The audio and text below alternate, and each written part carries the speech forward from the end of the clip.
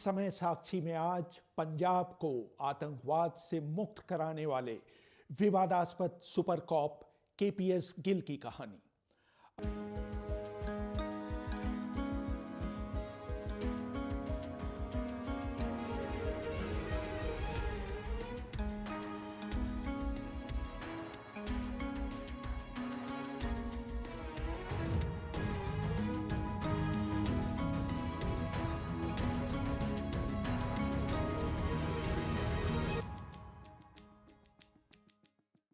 अभिवादन स्वीकार करिए रेहान फजल का।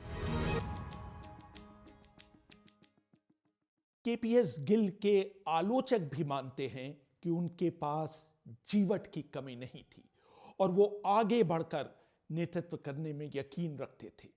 वैसे तो 6 फीट 2 इंच उनका कद था, लेकिन उनकी पगड़ी उन्हें 6 फीट 4 इंच लंबा शख्स बना देती थी। जान का खतरा होने के बावजूद वो पंजाब में घूम घूम कर आतंकवादियों के खिलाफ अभियान को अपनी देख रेख में चलवाते थे। कहा जाता है कि वो औसतन महीने में 25 दिन आतंकवाद ग्रस्त इलाकों में बिताते थे। राहुल चंदन अपनी किताब KPS Gill the Paramount Cop में लिखते हैं, जैसे ही उन्हें सूचना मिलती थी कि किसी इलाके में आतंकवादियों के साथ सुरक्षा कर्मियों की मुठभेड़ हो रही है, वो चंडीगढ़ से हेलीकॉप्टर में बैठकर वहां पहुंच जाते थे, चाहे वो पंजाब का दूरस्थ इलाका क्यों ना हो। वो उस इलाके में लैंड कर ड्राइव कर उस इलाके में पहुंच जाते थे जहां पुलिस आतंकवादियों से भिड़ रही होती थी। कई बार तो उन्हें सबसे आगे जाकर सुरक्षा कर्मियों के साथ खुद आतंकवादियों पर फायर करते हुए देखा गया था। मशहूर पत्रकार शेखर गुप्ता ने उनके बारे में लिखा था कि रोजमर्रा की जिंदगी में उनके पास एक बेत के अलावा कोई हथियार नहीं होता था, लेकिन जितनी भी लड़ाइयां उन्होंने लड़ी, सब में उनकी जीत हुई। सन 1957 में भारतीय पुलिस सेवा के लिए चुने गए केपीएस को असम काडर अलॉट हुआ था। 28 सालों तक असम में रहने के बाद वो वहां के पुलिस प्रमुख के पद तक पहुंचे। वहां उन पर एक प्रदर्शनकारी खगेश्वर तालुकदार को लात मारने का आरोप लगा, जिसकी वजह से उसकी मौत हो गई।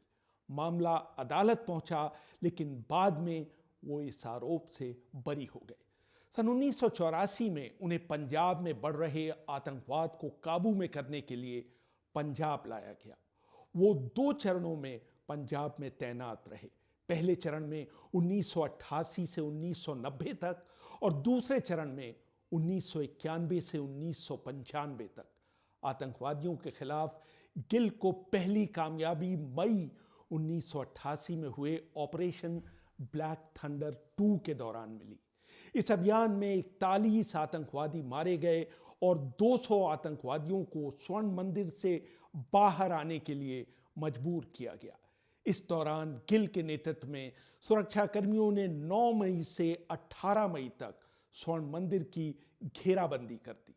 इस दौरान मंदिर की बिजली और पानी की सप्लाई काट दी गई। इस अभियान की सफलता ने आतंकवादियों का मनोबल तोड़ कर रख दिया और स्थानीय पुलिस को इस आत्मविश्वास से भर दिया कि वो भी आतंकवादियों को घुटने टेकने पर मजबूर कर सकते हैं। मशहूर पत्रकार हरिंदर बवेजा ने अपनी किताब they will shoot you madam my life through conflicts में लिखा, ऑपरेशन ब्लू स्टार की तरह इस बार मंदिर की टेलीफोन लाइन नहीं काटी गई। उनसे कहा गया कि वो अपने हाथ ऊपर कर मंदिर से बाहर आए। उनमें करीब 150 आतंकवादी बाहर भी आए, लेकिन करीब 47 आतंकवादी मंदिर के गर्भगृह में घुस गए। एक आतंकवादी जागीर सिंह पानी की तलाश में बाहर निकला। उस पर सुरक्षा कर्मियों ने दूर से गोली चलाई। परिक्रमा पर पड़ी उसकी लाश मई की गर्मी में सड़ती रही। उसको उठाने वाला भी कोई नहीं आया।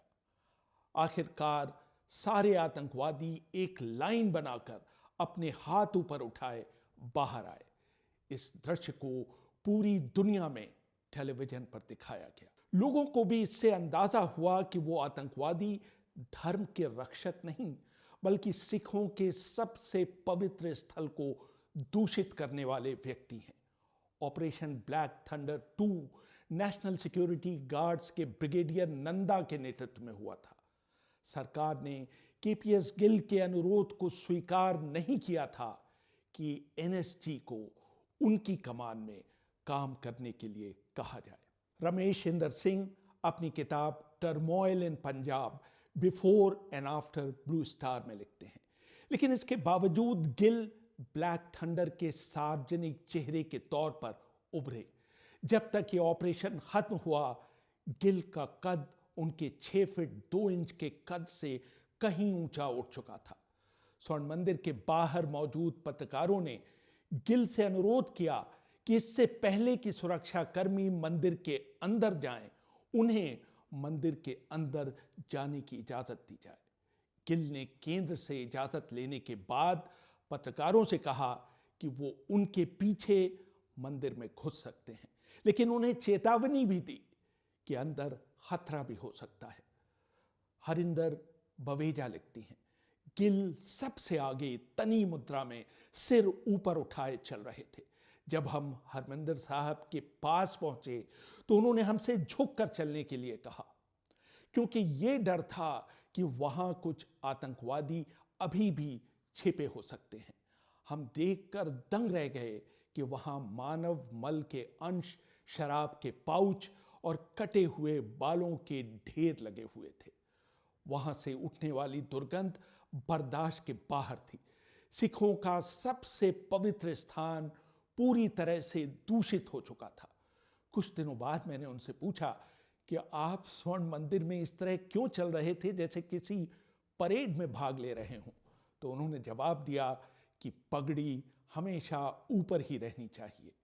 गिल निडर जरूर थे, लेकिन उनकी इसी निडरता ने उनके मातहत अफसरों को बड़े पैमाने पर मानवाधिकार उल्लंघन करने के लिए भी प्रेरित किया। गिल को कई बार अपने उद्देश्य की पूर्ति के लिए कानून को दरकिनार करते हुए देखा गया। उन्होंने आतंकवादियों को 4 श्रेणियों ए से डी के बीच बांट दिया था। एक बार उन्होंने एक इंटरव्यू में कहा था, अगर कोई आतंकवादी उनकी ए लिस्ट में आ गया तो उसे पता होता था कि वो 6 महीने से अधिक जीवित नहीं रह पाएगा। रमेश इंदर सिंह लिखते हैं, अपने चरमोत्कर्ष में गिल दूर दराज के इलाकों के अपने दौरे के दौरान अच्छा काम करने वाले पंजाब पुलिस के अफसरों को मौके पर ही पदोन्नति दे देते थे। औपचारिक पदोन्नति का पत्र बाद में आता रहता था। कई बार वो आता भी नहीं था, लेकिन पदोन्नत अफसर अपनी जिम्मेदारियां निभाते रहते थे।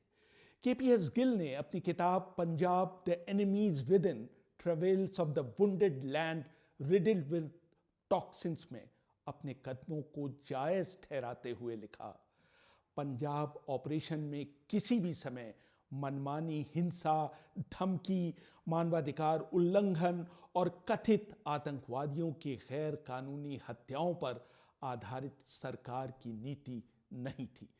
रमेश इंदर सिंह लिखते हैं, गिल की बात इस हद तक सही मानी जा सकती है कि इस बारे में सरकार की कोई घोषित औपचारिक नीति नहीं थी, लेकिन इस बारे में सच्चाई सरकार की घोषित नीति से बिल्कुल अलग थी। गिल के एक पूर्ववर्ती बीरबल नाथ ने, जो कि सन 1980 से 1982 तक पंजाब के पुलिस महानिदेशक रहे, स्वीकारा है कि दरबारा सिंह के जमाने में भी पुलिस आतंकवादियों को हटाने के लिए फर्जी मुठभेड़ों का सहारा लेती रही थी। पंजाब के एक और पूर्व डीजीपी किरपाल ढिल्लों ने अपनी किताब identity and survival Sikh militancy in India में लिखा है, पंजाब पुलिस में शुरू से ही पुलिस के चोटी के अधिकारियों की मौन सहमति से फर्जी मुठभेड़ों का चलन रहा है। ढिल्लों ने अपने 2 पूर्ववर्तियों जूलियो रिबेरो और केपीएस गिल पर आरोप लगाए कि उन्होंने अपने मातहतों के बीच गैर कानूनी, क्रूर और स्वार्थी पुलिसिंग को बढ़ावा दिया। लेकिन रिबेरो और गिल के काम करने के ढंग में बड़ा फर्क यह था कि जहां रिबेरो का मानना था कि जातीय धार्मिक राष्ट्रवाद को पुलिस जड़ से तो नहीं मिटा सकती, लेकिन उस पर अंकुश जरूर लगा सकती है, वहीं गिल का विश्वास था कि राजनीतिक प्रक्रिया से नहीं बल्कि आतंकवादियों पर हावी होकर ही आतंकवाद को नष्ट किया जा सकता है। रिबेरो का गिल से इस बात पर मतभेद था कि गिल को विश्वास ही नहीं था कि साधारण कानून का पालन करने वाले नागरिक को अपने पक्ष में किया जा सकता है। जूलियो रिबेरो अपनी आत्मकथा बुलेट फॉर बुलेट में लिखते हैं, राज्यपाल सिद्धार्थ शंकर राय ने तय किया कि पुलिस के सभी बड़े अधिकारी दूर दराज के गांवों में जाकर आम लोगों को समझाएंगे कि पुलिस उनकी तरफ से आतंकवादियों से लड़ रही है। लेकिन गिल ने कभी भी इस तरह की सभा में भाग नहीं लिया। उन्होंने आतंकवादियों का पीछा करना पसंद किया। मैंने ये काम उन्हीं के ऊपर छोड़ दिया।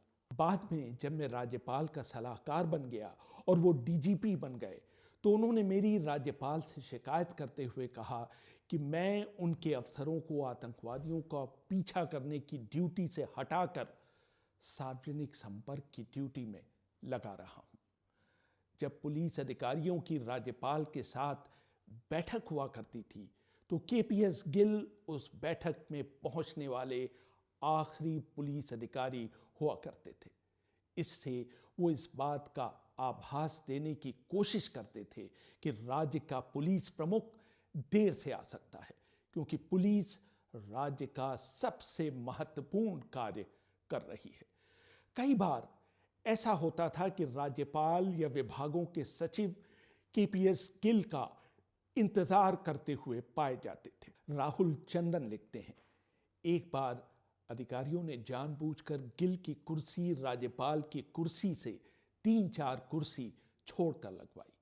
उन्होंने ऐसा इसलिए किया क्योंकि वो गिल से जलते थे। हमेशा की तरह गिल सबसे आखिर में आए।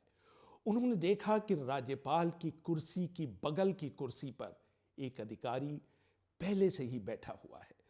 तीसरी या चौथी कुर्सी पर बैठने के बजाय जो कि उनके लिए रखी गई थी, वो आगे बढ़े और राज्यपाल की कुर्सी के बगल में खड़े होकर उनसे बात करने लगे। खड़े खड़े ही उन्होंने राज्य की सुरक्षा स्थिति के बारे में उन्हें ब्रीफ किया। गिल को अपने पीछे खड़े देख वहां बैठे एक उच्चाधिकारी इतने दबाव में आ गए कि वो 2 मिनट बाद उठ खड़े हुए और उन्होंने अपनी कुर्सी गिल के लिए छोड़ दी और वो गिल के लिए तय कुर्सी पर जाकर बैठ गए। सन 1990 में विश्वनाथ प्रताप सिंह की सरकार ने वीरेंद्र वर्मा को पंजाब का राज्यपाल नियुक्त किया। वो अपनी कुर्सी के पास एक उगालदान रखते थे। गिल को यह देखकर बहुत आश्चर्य हुआ कि सरकारी बैठकों में भी वीरेंद्र वर्मा की कुर्सी के बगल में उगालदान रखा रहता था, जिसमें वो तंबाकू चबाकर थूका करते थे। राहुल चंदन लिखते हैं, पुलिस अधिकारियों के साथ पहली बैठक में वीरेंद्र वर्मा ने अपनी बात की शुरुआत करते हुए कहा, मुझे पता है कि पंजाब में पुलिस ही फिरौती पाने के लिए खुद ही लोगों का अपहरण करवा रही है। गिल ने इसका बुरा मानते हुए अपने एक अधिकारी से कहा कि वो उन पुलिस वालों और उनके परिवारजनों की लिस्ट ले आए जो पिछले 2-3 साल में आतंकवादियों से लड़ते हुए मारे गए थे। उन्होंने वो लिस्ट राज्यपाल के सामने फेंकते हुए कहा, राज्यपाल महोदय, ये उन लोगों की सूची है जिन्होंने आतंकवादियों से लड़ते हुए अपनी जान दे दी। वो उनसे हाथ मिलाते हुए नहीं मरे। आपको इन शहीद लोगों के बारे में इस तरह की बकवास और गैर जिम्मेदाराना बात नहीं करनी चाहिए। इसी तरह की एक घटना एक दूसरे राज्यपाल सुरेंद्र नाथ के साथ भी हुई। दूसरी बार पंजाब के डीजीपी बनने के बाद गिल उनसे मिलने राजभवन गए। वहां उनकी कार के काफिले को गेट के पास रोक लिया गया और उनसे कहा गया कि वो वहां से वॉक करके राज्यपाल से मिलने पहुंचे। केपीएस गिल ने तुरंत अपनी कारों के काफिले को वापस मोड़ने का आदेश दिया।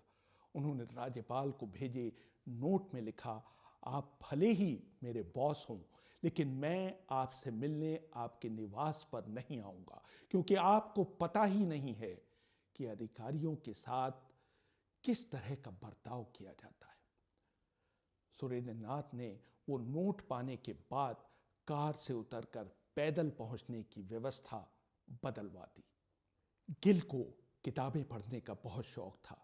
मशहूर पत्रकार चंदन मित्रा ने एक संस्मरण में लिखा था, एक बार जब आतंकवाद अपने चरम पर था, मैं केपीएस गिल से मिलने चंडीगढ़ गया था। उनका एक सहायक मुझे उनके घर के लॉन में ले गया। वहां गिल साहब एक कुर्सी पर अकेले बैठे हुए थे। मैं जब पास पहुंचा तो मैं ये देखकर दंग रह गया कि गिल उस समय विलियम वर्ड्सवर्थ की एक कविता पढ़ रहे थे। मुझे ये देखकर बहुत ताज्जुब हुआ कि पंजाब पुलिस का डीजीपी एक ऐसे समय में वर्ड्सवर्थ को पढ़ रहा है जब पंजाब अपने सबसे कठिन समय से गुजर रहा है। जब मैंने गिल साहब से इस बारे में सवाल पूछा तो उनका जवाब था, मैं आतंकवादियों की हिंसा से पैदा हुई अपनी दिमाग की बेचैनी को मिटाने के लिए कविताएं पढ़ता हूं। केपीएस गिल की हीरो की छवि उस समय भी धूमिल हुई जब एक वरिष्ठ महिला आईएएस अधिकारी ने जुलाई 1988 में एक पार्टी में उन पर उनके साथ अनुचित व्यवहार करने का आरोप लगाया। निचली अदालत ने उन्हें 3 महीने की सजा सुनाई। बाद में पंजाब और हरियाणा हाई कोर्ट ने इस प्रकरण की प्रथम सूचना रिपोर्ट को खारिज कर दिया, लेकिन सुप्रीम कोर्ट ने 1995 में सुनाए फैसले में गिल की सजा को बरकरार कर दिया, लेकिन इस शर्त पर उन्हें पेरोल दे दिया कि वो भविष्य में अच्छा व्यवहार करेंगे और पार्टियों में शराब नहीं पिएंगे। अदालत ने उन्हें पीड़िता को 2 लाख रुपए का जुर्माना भरने का आदेश दिया, जिसे पीड़िता ने लेने से इनकार कर दिया। गिल के करियर पर एक धब्बा और लगा जब सितंबर 1995 में मानवाधिकार कार्यकर्ता जसवंत सिंह खालड़ा की हत्या कर दी गई। हालांकि इस मामले में गिल को सीधे तौर पर जिम्मेदार नहीं ठहराया गया, लेकिन हाई कोर्ट ने पुलिस की आतंकवाद विरोधी मुहिम पर सवाल उठाते हुए 3 सब इंस्पेक्टरों और 1 हेड कांस्टेबल को जेल की सजा सुनाई। सन 1994 में जब वो निर्विरोध हॉकी इंडिया के प्रमुख चुने गए तो उनके पुलिस वालों ने अप्रिय सवाल पूछने वाले 2 रिपोर्टरों की पिटाई कर दी।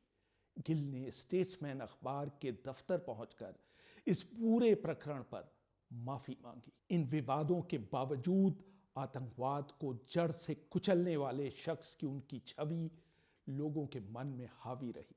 सन 2002 में गुजरात दंगों के बाद वहां के मुख्यमंत्री नरेंद्र मोदी ने उन्हें सलाहकार के तौर पर गांधीनगर बुलाया। सन 2006 में छत्तीसगढ़ की रमन सिंह सरकार ने माओवादियों को कुचलने के प्रयासों में उनकी सलाह ली। सन 1989 में गिल को पद्मश्री से सम्मानित किया गया। सन 2017 में इस विवादास्पद सुपर कॉप ने अंतिम सांस ली। पूर्व मंत्री अरुण शौरी ने उन्हें श्रद्धांजलि देते हुए कहा था, केपीएस गिल ने न सिर्फ पंजाब को बचाया बल्कि भारत का विघटन होने से भी बचाया। रेहान फजल, कॉन्फ्लुएंस हिस्ट्री, दिल्ली।